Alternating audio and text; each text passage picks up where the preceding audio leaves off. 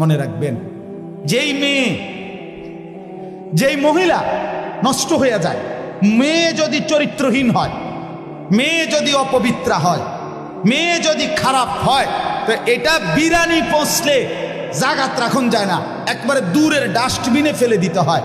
কোন নারী পচে যাওয়া, মেয়ে নষ্ট হয়ে যাওয়া, মহিলা নষ্ট হয়ে যাওয়া, আল্লাহর কসম এটা শুধু পচছে না, এটা দুর্গন্ধে পুরা সমাজটা শেষ করে দিচ্ছে।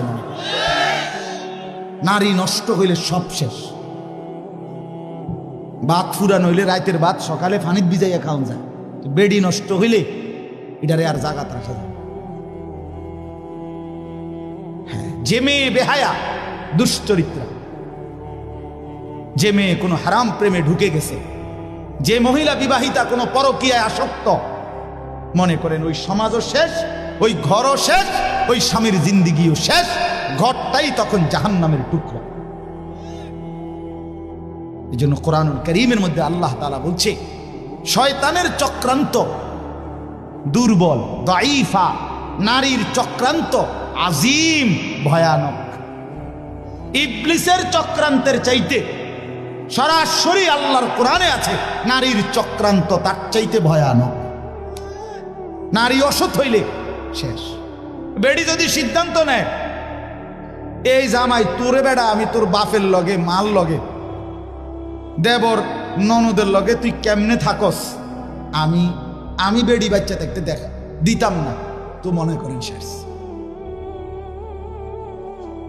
বুঝেন নাই? মহিলা যদি সিদ্ধান্ত নেয়, আমি আমার জামাইরে, জামাইয়ের আপন মা বাবার সাথে, জামাইয়ের ভাই বোনের সাথে চলতে দিব না, তো এর চাইতে দুর্ভোগ আর লাঞ্ছনা ওই ফ্যামিলিতে আর হয় না।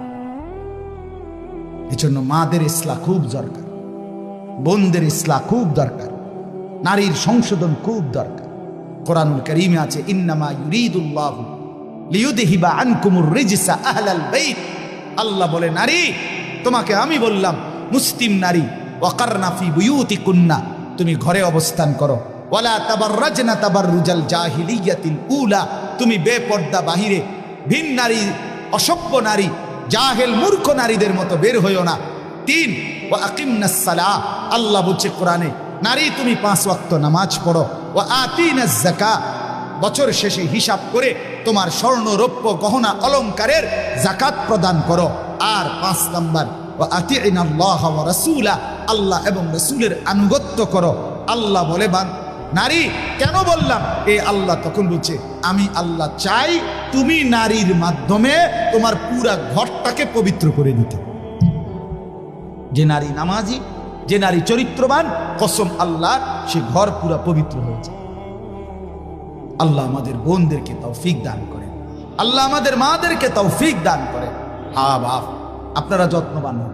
আমি প্রত্যেক দিন বলি, খাট পালং আর সোফা, ফার্নিচার আর দালান বিল্ডিং, টাইলস আর বাথরুম, এটা আপনার জিন্দিগির কামিয়াবি না।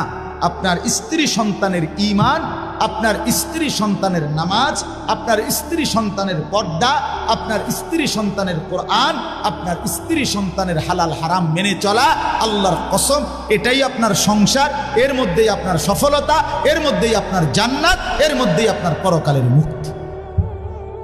আল্লাহ বুঝার তৌফিক দান করে। শেষটা হইল আখিরাত, এটাই শুধু তর্জমা বললে আপনারা বুঝে ফেলবেন। শেষ এক হইল, জীবনের সব কিছু আমার হবে কার থেকে? আর জীবনের সব কিছু আমাকে সাজাইতে হবে কার মতো? এই সহজ বুঝলেন না? আর রয়েছে কি? আমার জিন্দিগির আল্লাহকে সবসময় স্মরণ রাখা, রসুলুল্লাহর মতো জীবন গড়া। কেন কেন এগুলো দরকার? কেন? ভাত মাছ চাল ডাল দালান বিল্ডিং করার জন্য না, আখিরাতের জন্য।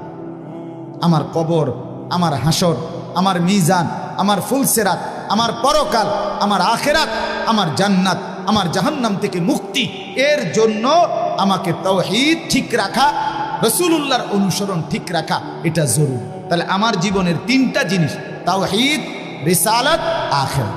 বলেন আবার কোন? এইবার তর্জমা শুনুন, তাইলে কথা শেষ। আল্লাহ তাআলা বলেন, বিসমিল্লাহির রহমানির রহিম, কোরআনুল কারীমের 75 নম্বর আয়াত। আরে সূরা কত নাম্বার?